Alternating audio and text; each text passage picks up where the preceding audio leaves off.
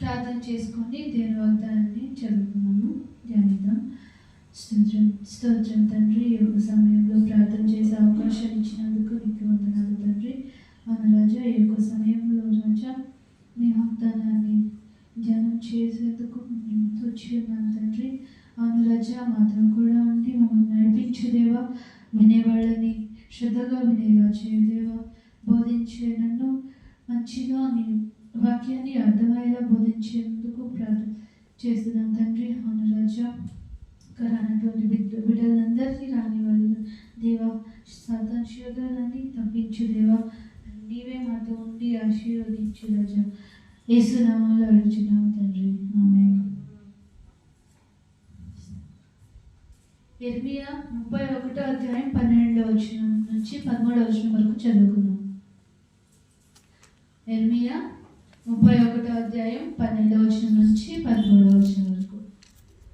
వారు వచ్చి సియోను కొండ మీద ఉత్సాహధ్వని చేసెరు. యెహోవా చేయు ఉపకారములను బట్టి, గోధుమలను బట్టి, ద్రాక్షారసమును బట్టి, తైలమును బట్టి, గొర్రెలకును పశువులకును పుట్టు పిల్లలను బట్టి సమూహముగా వచ్చెదరు. వారికి ఎన్నటికీ కృషించిపోక నీళ్లు పారు తోట వలె నుందురు. వారి దుఃఖమునకు ప్రతిగా సంతోషమిచ్చు వారిని ఆదరించెదను.